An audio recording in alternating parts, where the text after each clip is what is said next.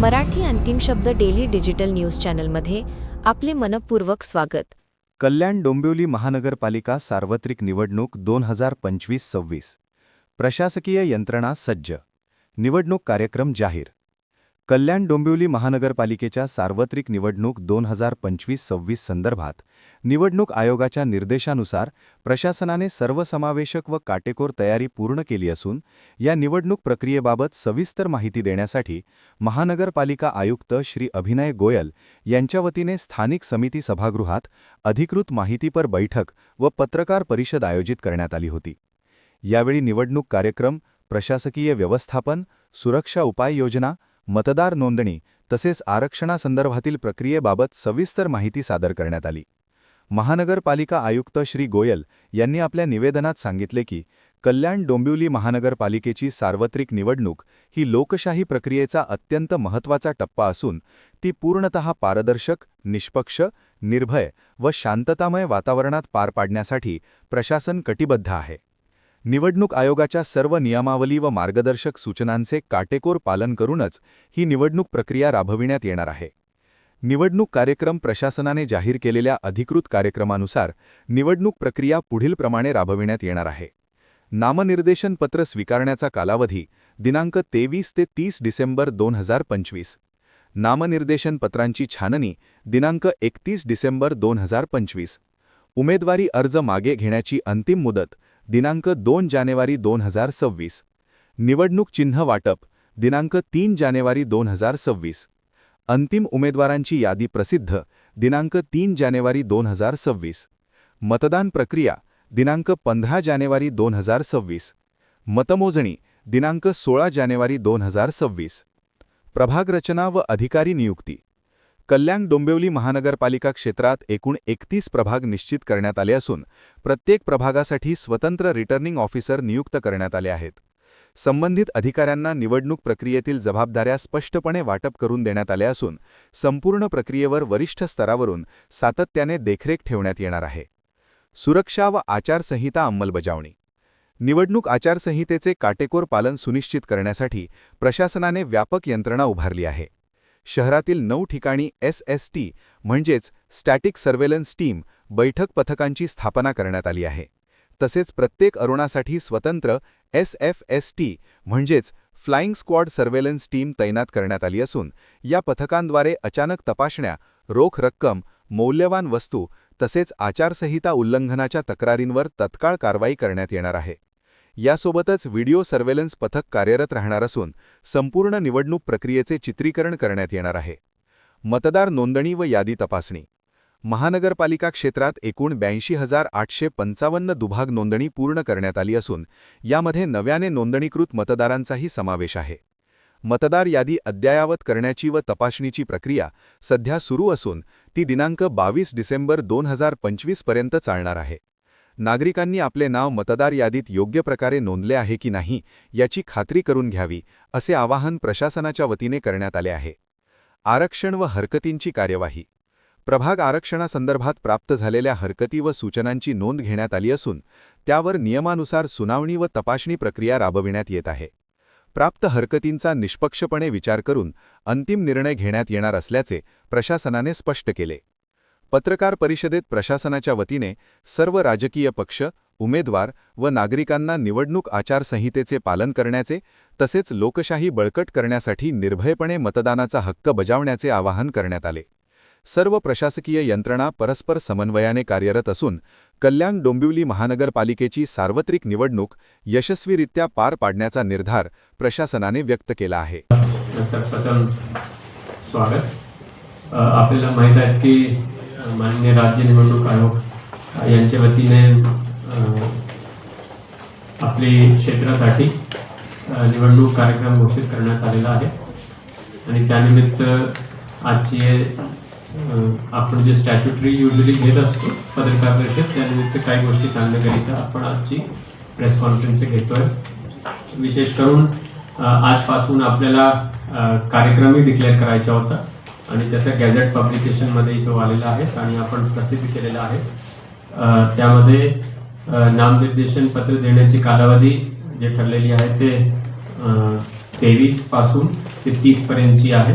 23 December to 30 December नामनिर्देशन पत्र स्वीकारण्याची कालावधी आहे. नामनिर्देशन पत्र छाननीची तारीख 31 डिसेंबर आहे.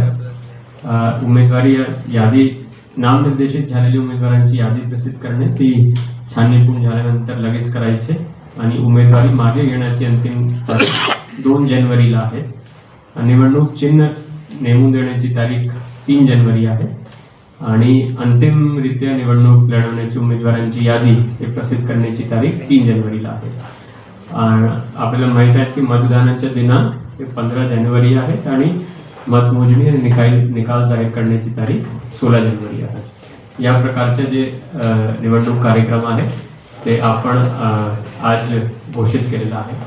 त्याचबरोबर प्रत्येक प्रभागसाठी आपल्याला रिटर्निंग ऑफिसर त्याचबरोबर 3 AROs असिस्टंट रिटर्निंग ऑफिसर यांची नेमणूक करायची होती.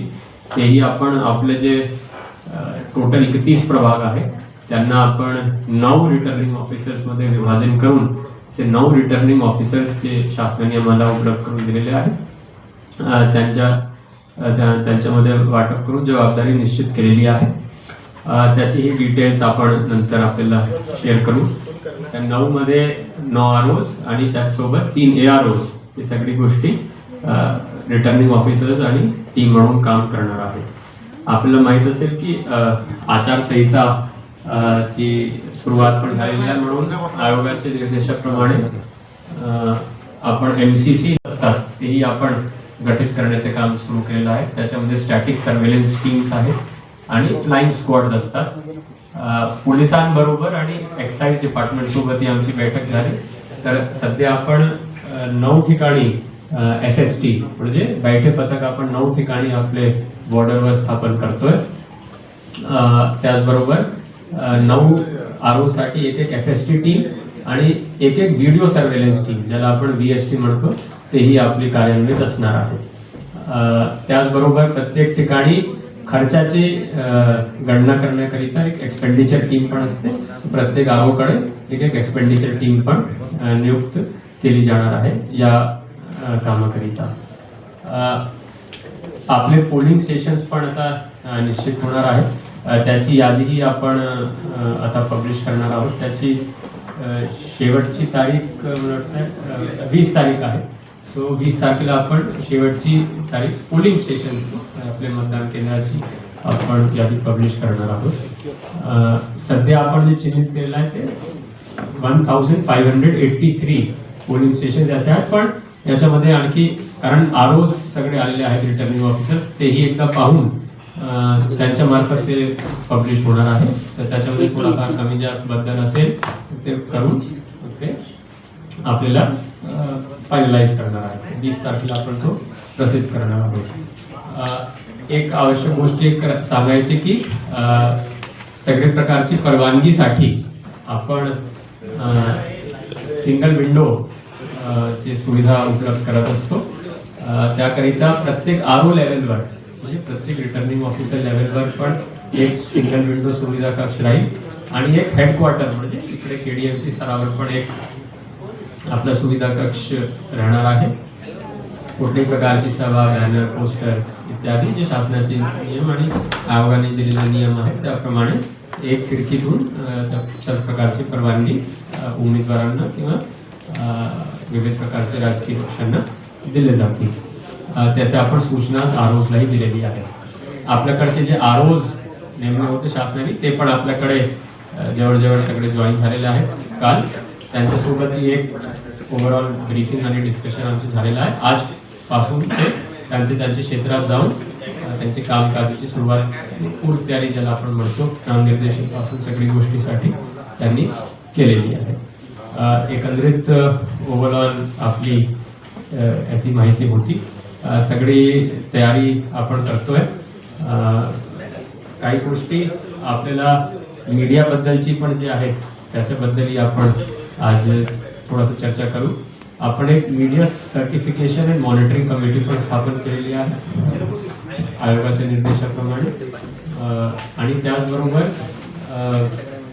मीडियाची जे काही थोडाफार जबाबदारी आहे जसे की पेड न्यूज बद्दलची गोष्ट असेल किंवा एखादा जाहिराती कुठली पक्षाची किंवा उमेदवाराची द्यायची असेल तर त्याबद्दलचे काही शासनाची गाईडलाईन्स आहेत. मला असं वाटत आहे की याच्यावरही चर्चा अगोदर ट्रेनिंग्स वगैरे लोकसभा विधानसभामध्ये सगळ्यांची झालेली असावी.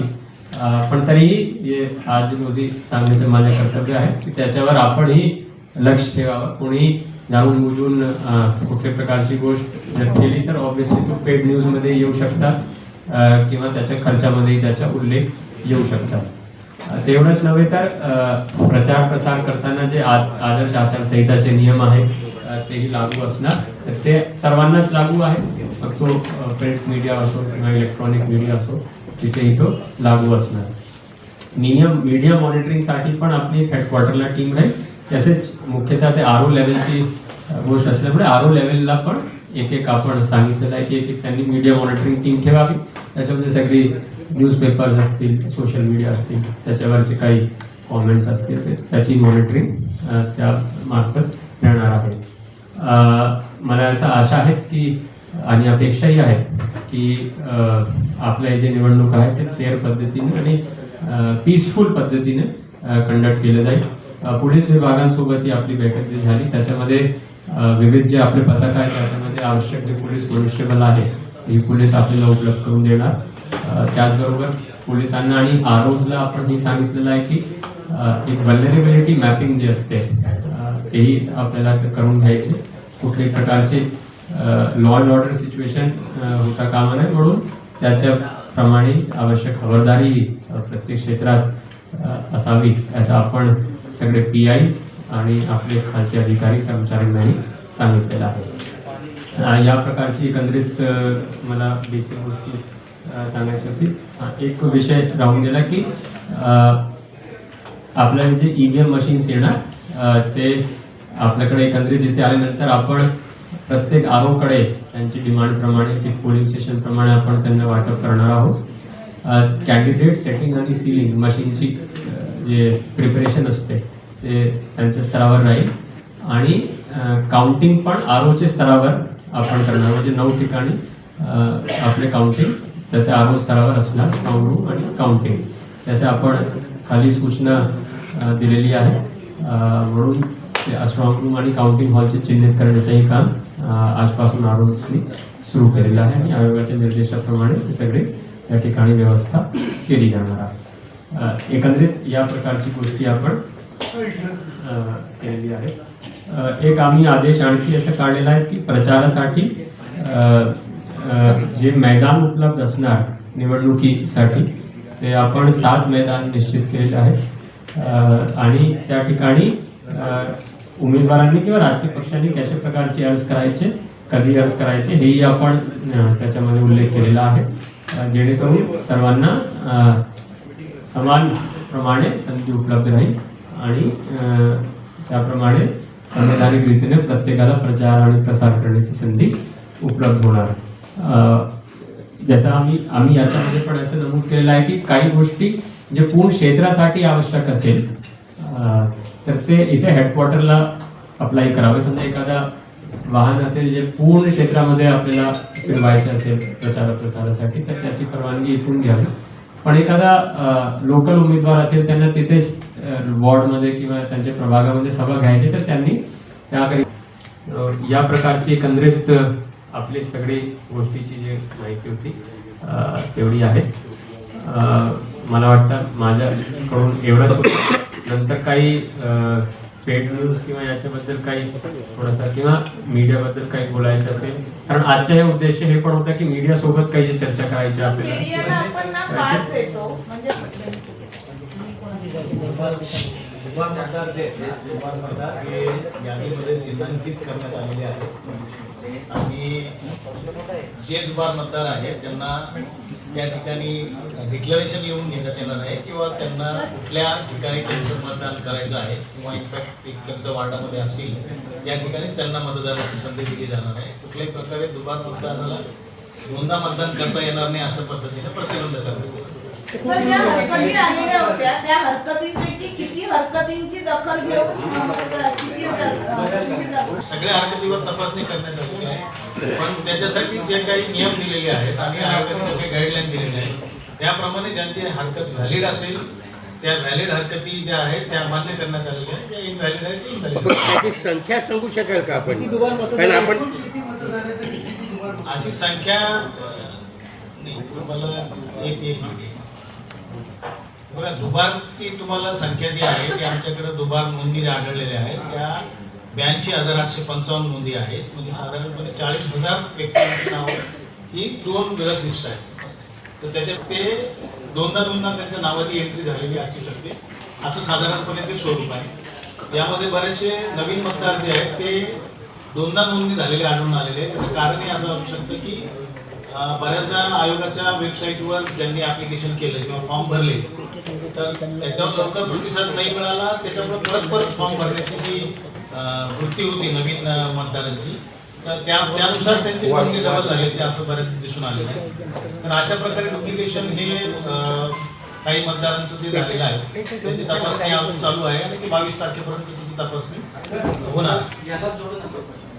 की आरक्षणाच्या संदर्भात जे हरकत आहे त्याच्यापैकी किती हरकती राहिलेल्या आणि त्याच्यावर बदल केला आहे? आरक्षणावर ज्या हरकती आलेल्या आहेत मुळातच त्या हरकती ज्या होत्या त्या काही अंशी त्या धाटणीच्या नव्हत्या किंवा खरोखर त्याच्यात चेंज होणं अपेक्षित होते. त्यामुळे त्या हरकती काही सस्टेन झाल्या नाही. मात्र त्या हरकतींची सगळ्यांची दखल घेतलेली आहे आणि त्याचा कॉग्निझन्स आम्ही घेतलेला आहे आणि त्यानुसार त्या करण्यात आलेल्या आहेत. सर हरकतीमध्ये 2 प्रकारचे आहेत. एक तुम्ही मतदार यादीवर हरकत बोलत आहे की आरक्षणावर बोलत आहे? काही मतदार यादीमध्ये हरकती घेण्यात आल्या तर काही प्रभागांमध्ये या प्रभागातून त्या प्रभागात नावं गेली होती, ती नावे बायफर्केशन केली आहे का? निश्चितच ते बघा त्याच्यामध्ये हरकती ज्या आलेल्या होत्या बऱ्याचशा हरकतीमध्ये ज्या बल्क हरकती होत्या त्याच्यामध्ये हजार मतदारांचा उल्लेख होता. त्यामुळे ती संख्या खूप मोठी आहे हरकत घेतलेली. पण त्याची तपासणी केल्याच्या नंतर ज्या ठिकाणी आता ही सगळी तपासणी प्रत्येक वार्ड लेवलला झालेली आहे आणि प्रत्येक वार्ड लेवलला त्या ठिकाणी तपासणी करून काही हरकतींवर निश्चितच बदल करण्यात आलेला आहे. काही हरकती व्हॅलिड पण आहेत आणि काही हरकती ज्या आहेत त्या तपासणीअंती इनव्हॅलिड ठरल्या. त्यामुळे तशा पद्धतीनं मतदाराच्या अंतर्गत जी इलेक्शन होतात ते ना निवडणूक आयोगाच्या स्पेसिफिक विचारलं तर स्पेसिफिक सांगता येईल. वार्ड क्रमांक 16 मधील अनेक नागरिकांची जी यादी आहेत नावं आहेत ते स्थानिक प्रभाग 16 मध्ये राहतात. मग त्यांचे तिकडनं वगळून 13 मध्ये वर्ग करण्यात आले. कुठल्या अधिकाराखाली ते वर्ग करण्यात आले? नाहीये हा? त्यांची जी नावं मूळ विधानसभा यादीमध्ये जिथं आहेत ते तिथंच दर्शविण्यात आलेली आहेत. बरोबर आहे. नाही ना आमदार निधी आमदारच्या ज्या इलेक्शन पिरियडमध्ये ते त्यांच्या हद्दीत होते आणि या टायमाला ते तिथून दुसऱ्या विभागात येईल. मला उत्तर कंप्लीट करून हो तुमचा प्रश्न वारंवार तोच येतोय मला सांगता येत नाही. बोला. तुमचा प्रश्न मला प्रश्न I9 वॉर्ड मधली प्रभाग 16 मधील अनेक मतदार हे 16 प्रभागात राहतात पण त्यांचे मत हे वगळून 13 मध्ये वर्ग करण्यात आले. हे कुठल्या अधिकाराअंतर्गत नागरिकांना न विचारता नागरिकांना त्याची पूर्वकल्पना न देता ते तिकडे कशी काय वर्ग करण्यात आले ते त्यांना विचार आवाज जाण्यापर्यंत. थोडं सावकाश विचारा.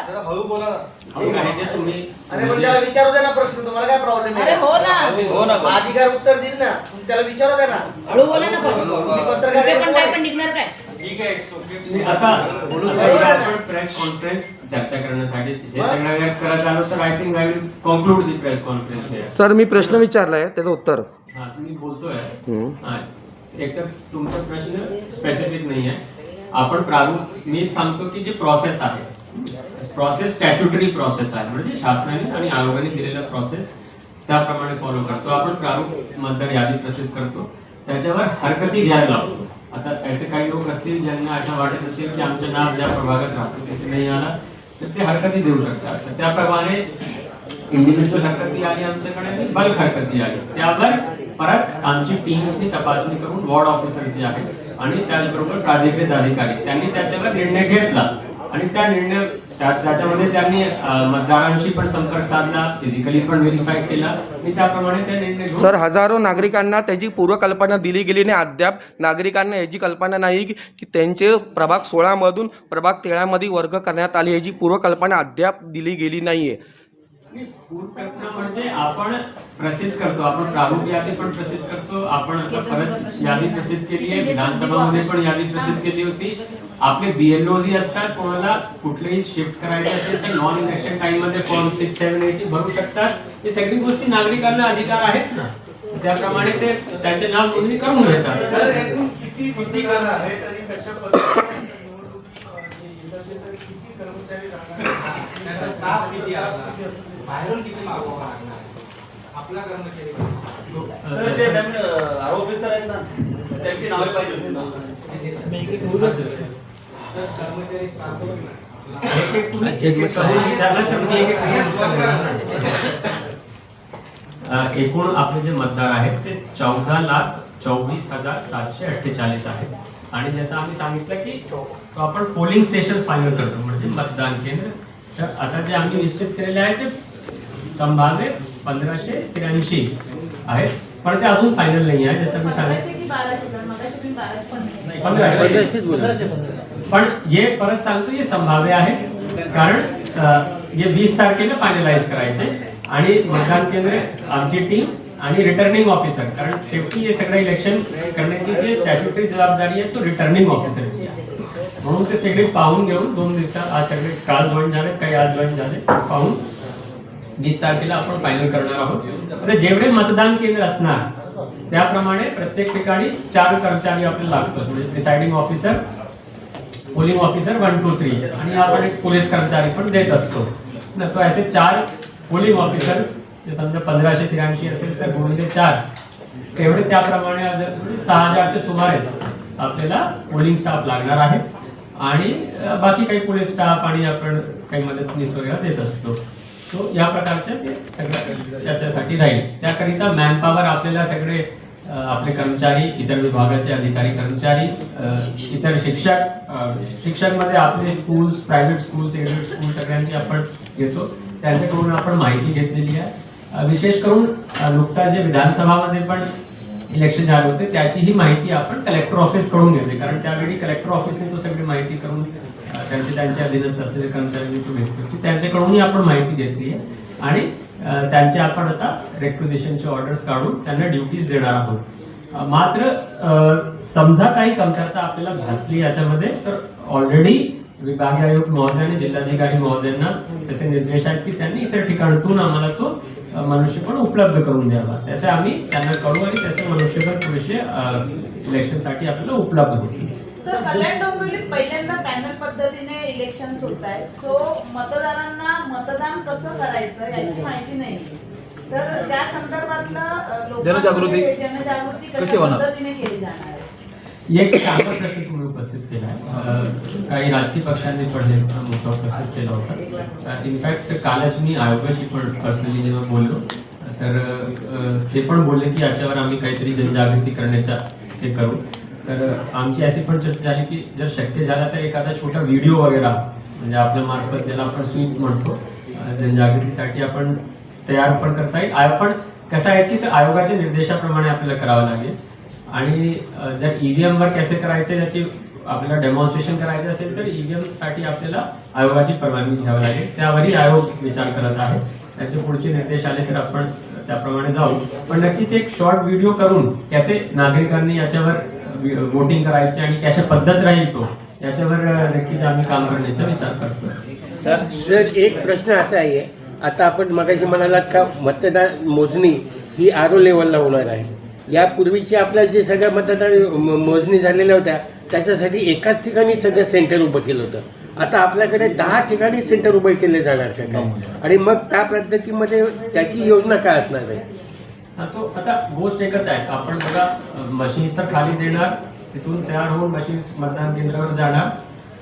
जर सेंट्रलाइज काउंटिंग करायचे असेल, ज्याला आपण म्हणतो म्हणजे 9 आरओची मग सगळी मशीन्स इथे आणून 9 स्ट्रॉंग रूम मध्ये एकाच ठिकाणी ठेवावं लागेल. इथे पण 9 खांचे तयार करावंच, 9 रूम्स तर करावंच लागेल, 9 हॉल्स तयार करावंच लागेल इथे, कारण प्रत्येक आरोची काउंटिंग वेगवेगळी करावंच लागेल त्यांना, आणि मग इथे होईल.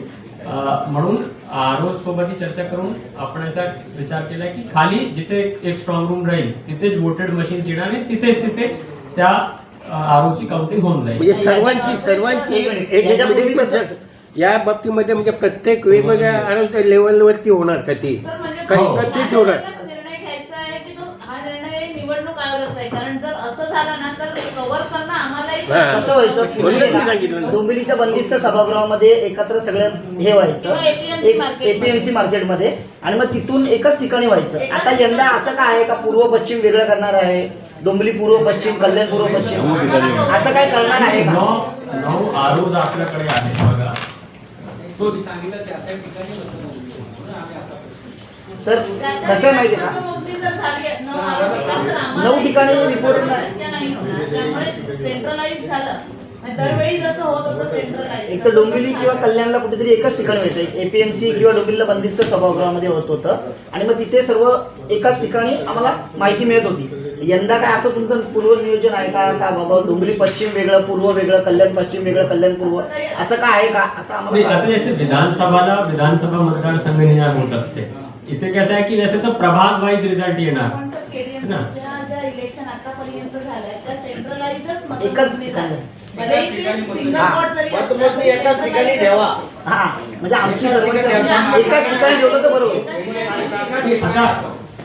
मतदान ज्या निवडणूक निकाल जो लागेल तो सगळा एकाच ठिकाणी ठेवा. तुम्हाला स्ट्रॉंग रूम न मिळू शकतो. आता नसेल ठेवायचं ये तर गोष्टी जाऊन कसं आहे असे ठेवा. रिटर्निंग ऑफिसर्स डिसाइड करतात है ना, कारण रिटर्निंग ऑफिसरची मुख्य जबाबदारी आहे नामनिर्देशन घेणे, इलेक्शन करून घेणे, काउंटिंग करणे है ना. तर आम्ही जे काल चर्चा झाली त्यांच्यासोबत वी हॅव डिसाइडेड की आरोजचं असं म्हणणं होतं की आमच्या स्तरावर आम्ही काउंटिंग केलं तर तो सोयीस्कर जाणार आम्हाला, कारण तिथेच आम्हाला प्रॉपरली सगळी गोष्टीवर लक्ष ठेवता येईल. नाही पण सर पण एका काउंटिंगला वेळ आहे. ऑब्विसली जैसे काउंटिंग होईल त्याप्रमाणे त्यालाही नोटिफिकेशन्स निघतात है ना. आरोज नोटिफिकेशन काढतात की या ठिकाणी अमुक ठिकाणी काउंटिंगचं राहील है ना. तर तो प्रॉपरली आपण तुम्हाला सांगू की कुठे होणार. नाही आमचं सजेशन सर एवढंच होतं सजेशन तुमचं आम्ही नोट करून घेतलं आहे. विल डिस्कस विथ आरोज शक्य आहे की तिप्पट शक्य आहे है ना. नाही प्रचलित पद्धत बदलू नये एवढंच आमची अपेक्षा आहे. ठीक आहे, तुमची अपेक्षा मला समजली. अरे 9 जण किधर जाएंगे यार एक साथ. खर्च म्हणजे कोणाचा नाव यांचा महापालिका नाही, असं काही आम्ही म्हणजे आता काही काढलेलं नाहीये. कारण यापूर्वी देऊ आम्ही. इलेक्शनचा एक फंड ठेवला जाईल म्हणजे बजेटमध्येच असायचा आणि त्या खर्चातूनच म्हणजे या प्रश्नाचं उत्तर आम्हाला अशा पद्धतीने मिळालं की एवढं आम्ही बजेट तरतूद केलेली आहे. बजेट तरतूद तर आहे आपली. आपलं मला वाटतं 16 कोटी आपण ठेवलेले आहे. 16 कोटी. त्याच्यामध्ये सगळी गोष्टी असतात. मुख्यतः याच्यामध्ये खर्च आपला भत्त्याचे असतात, कारण 6,000 कर्मचाऱ्यांना 16-17 कोटी असतात. म्हणजे मला डिटेल्स माहिती ते आम्ही देऊ तुम्हाला. लोकसभा आणि विधानसभेच्या निवडणुकीमध्ये मतदारांना मतदार स्लिप पोहोचल्या आणि ही पालिकेची निवडणूक आहे. तर आपल्या विभागाकडून घरोघरी मतपत्रिका जातात आणि मतदानाच्या दिवशी लोकांचा गोंधळ होतो. तर या निवडणुकीला आपण काय तयारी करणार आहात? राजकीय पक्ष वाटतात पण सरकारी यंत्रणा वाटतात. इसमें म्हणजे बेसिकली आपण BLOs मार्फतच करतो. हे तुमच्या म्हणणं आहे बरोबर, पण की काही ठिकाणी कधी कधी BLOs व्यवस्थित वाटप करत नाही. त्याच्यात दुसरा काय पर्याय नाहीये. रेग्युलर रिव्ह्यू घेऊन BLOsच्या आपण त्यांना एक निश्चित कालावधीमध्ये सगळ्यांपर्यंत पोहोचवण्याचा प्रयत्न करतो. 2 विषय युजली BLOs स्लिप वाटपमध्ये येतात जे मला अनुभव आहे. पहिला एक तर काही राहून जातात है ना, ते एक भाग आहे. दुसरा आहे कधी कधी BLOs काय करतात की गट्टेच्या गट्टे एका बिल्डिंग मध्ये देऊन टाकतात खाली कुठेतरी, मग तो प्रत्येक नागरिकांपर्यंत पोहोचत. हे सहजासहजी प्रत्येक ठिकाणची इश्यूज असतात. म्हणून ते दोन्हीसाठी आम्ही आता हे पण खरं तर आरोजचं काम आहे. मी तुम्हाला परत सांगतो की इलेक्शन KDMC मध्ये आता इलेक्शन करण्याची मुख्य जबाबदारी is the work of returning officer है ना. आपण बाकी सगळी मदतीसाठी त्यांना उपलब्ध, जसे आमचं काम आहे मनुष्यबळ उपलब्ध करून देणे, जागा उपलब्ध करून देणे, सगळे व्हेकल्स वगैरे उपलब्ध करून देणे, मतदान केंद्र तयार करून त्यांना देणे, मशीन्स उपलब्ध करून देणे, हे गोष्टी जास्त आम्ही बघत असतो. पण ओव्हरऑल मॉनिटरिंग आणि ही गोष्टी आम्ही करत असतो. तो ऑब्व्हियसली BLO सगळे आरओस खाली AROs खाली काम करणार.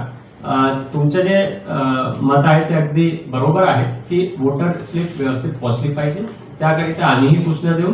तुमचेही काही सुझाव त्याच्यामधले असतील की how to improve the voter slip distribution, नक्कीच तुम्ही पण नंतर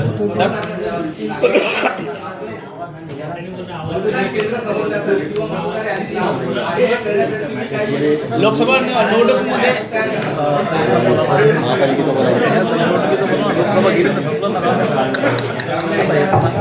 विधानसभेला नाव आता काय उपाय राज्य निवडणूक आयोगाने मताधिकार नावाचा एक ऍप बनवलेला आहे. तो सध्या अँड्रॉइड वर चालू आहे. त्याच्यामध्ये तुम्ही तुमचं नाव, तुमचं महापालिका आणि हे सर्च केलं, तुमचं नाव आजही तुम्हाला लगेच दिसेल. जेव्हा केंद्रनिहाय मतदार यादी फुटेल त्याच्यानंतर तुमचं नावापुढे कुठल्या केंद्रावर तुमचं मतदान करायचं आहे हे सुद्धा तुम्हाला त्या ऍप मध्ये दिसून येईल.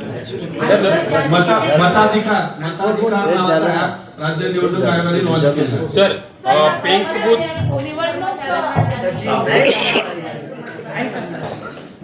सर पिंक बूथ किती आहेत सर? बॅलेटची सुविधा उपलब्ध करून दिलेली असते. ज्या कर्मचाऱ्यांची नक्की त्यांना माहीत असते ते पोस्टल बॅलेटची मागणी त्यांच्या हातामध्ये करतात आणि त्याप्रमाणे त्यांना मतदानाची सुविधा उपलब्ध होते. सर म्हणजे निवडणुकीच्या दिवशी आणि मतदानाच्या दिवशी वेगळा स्टाफ असतो पोलिसांचा वगैरे, त्यामुळे पत्रकारांना ओळखणारे हे नसतात. तर ती पत्रकारांच्या पासची व्यवस्था कुठून होणार आहे?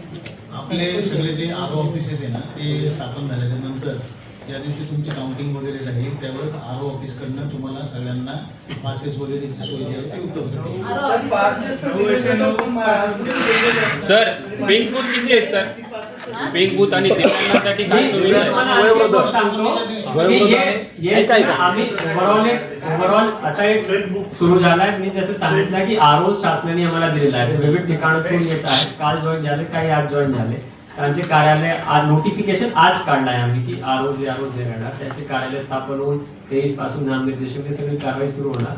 आरओजला पण आम्ही सूचना दिली आहे की ऍक्च्युली त्यांच्या स्तरावर पण एक प्रेस मीटिंग होईलच, म्हणजे पण आयोग म्हणून एक ओव्हरऑल सगळी गोष्टीची चर्चा व्हावी, काही माहिती द्यावी आणि तुमचेही काही सजेशन जे आम्हाला खाली देता आले पाहिजे तर ते आम्ही देऊ.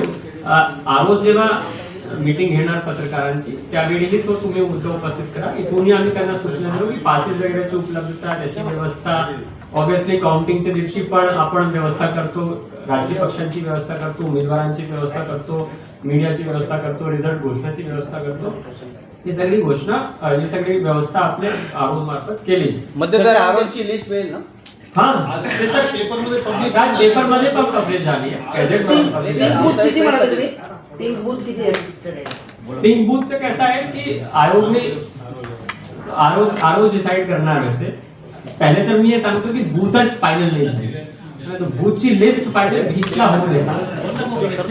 मग बूथची लिस्ट फायनल झाली तर युजली आपण विधानसभा आणि लोकसभामध्ये पण काय केलं होतं, प्रत्येक मतदारसंघी आपण एक एक मॉडेल बूथ, एक एक. ही होती आजची प्रमुख घडामोडी. आपल्या वेळ आणि लक्षासाठी मनपूर्वक धन्यवाद. पुढील अपडेटसाठी आमच्या सोबतच रहा.